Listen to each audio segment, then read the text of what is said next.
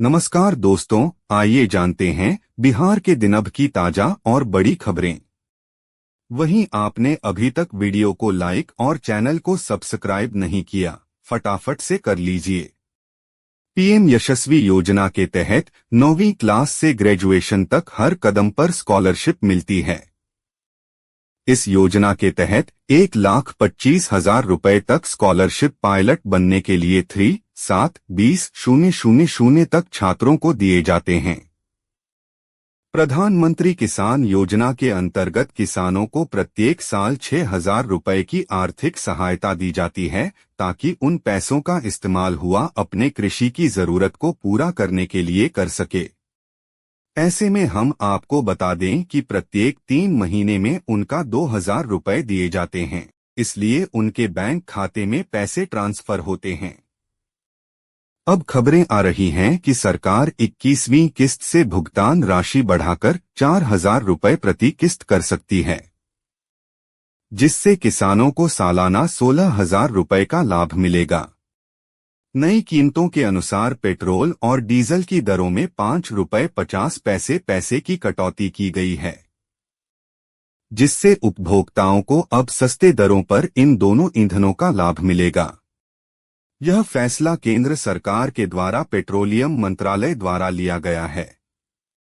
यह राहत उन सभी राज्यों में उपलब्ध होगी जहां पेट्रोल और डीजल की कीमतें पहले काफी ज्यादा थी। हालांकि यह बदलाव राज्यों में अलग अलग हो सकता है और आपको अपने इलाके के अनुसार कीमतों में बदलाव देखना होगा।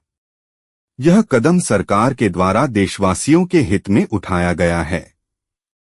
आप सभी सहारा इंडिया निवेशकों को बता देना चाहते हैं कि अगर आप लोग सहकारिता मंत्री अमित शाह के द्वारा पोर्टल किए जाने के बाद ऑनलाइन किए हैं, तो आप सभी का खाते में पैसा हर हाल में आ चुका है, क्योंकि बहुत से छोटे निवेशकों के खाते में 10,000 रुपए का किस्त जारी हो चुका है।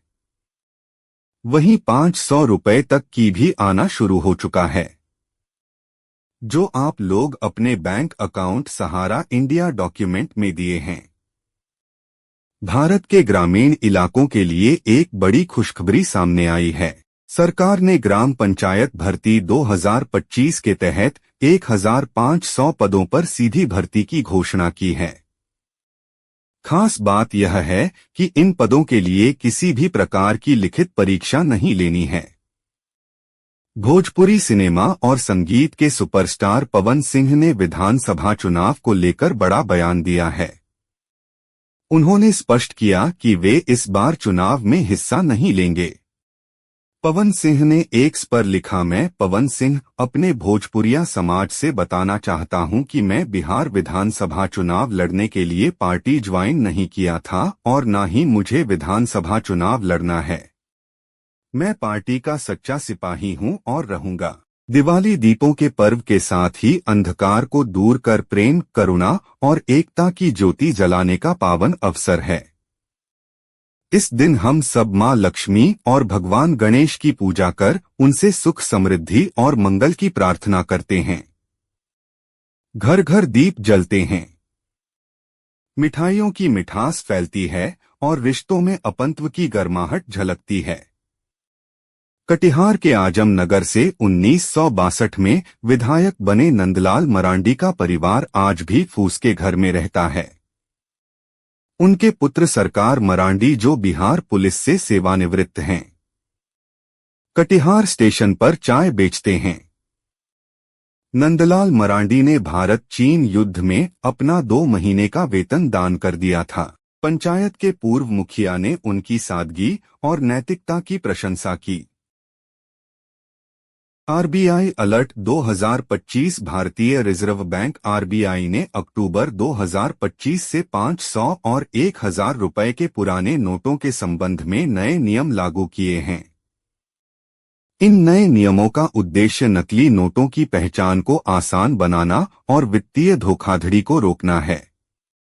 रिजर्व बैंक द्वारा इस कदम के उठाए जाने का मुख्य कारण यह है कि नकली मुद्रा के प्रसार को नियंत्रित किया जा सके और आम जनता के लिए सुरक्षित लेन देन को सुनिश्चित किया जा सके। बिहार चुनाव के ऐलान के बाद से महागठबंधन और एनडीए में सीट बंटवारे को लेकर बैठकों का दौर जारी है। हालांकि अभी तक फाइनल सीट बंटवारा किसी भी गठबंधन का नहीं हो सका है। इस बीच आरजेडी चीफ लालू यादव के बड़े बेटे और जनशक्ति जनता दल के संस्थापक तेज प्रताप यादव ने कहा ने 13 अक्टूबर को वे जेजेडी के प्रत्याशियों की घोषणा करेंगे। परसों जोरदार ऐलान होगा। इस दौरान उन्होंने खुद महुआ विधानसभा सीट से चुनाव लड़ने की बात कही। वहीं गठबंधन के सवाल पर उन्होंने कहा कि अन्य दलों के नेताओं से लगातार मुलाकात हो रही है। ओवैसी की पार्टी एआईएमआईएम के नेता भी मिल रहे हैं।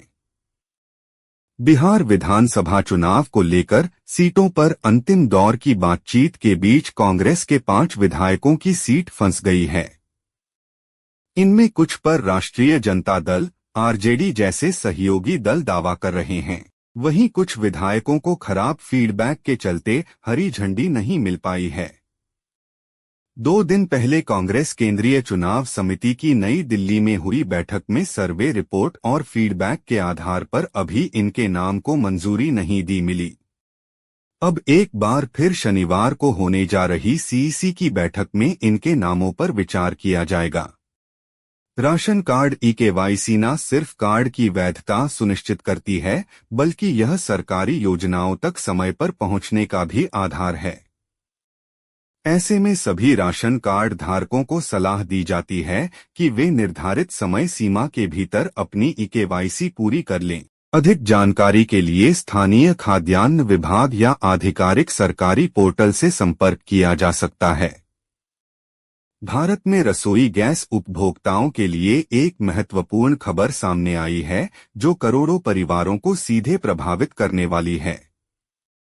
केंद्र सरकार द्वारा 10 अक्टूबर 2025 से एलपीजी गैस सिलेंडर की मूल्य निर्धारण प्रणाली में कुछ बदलाव किए जाने की चर्चा है।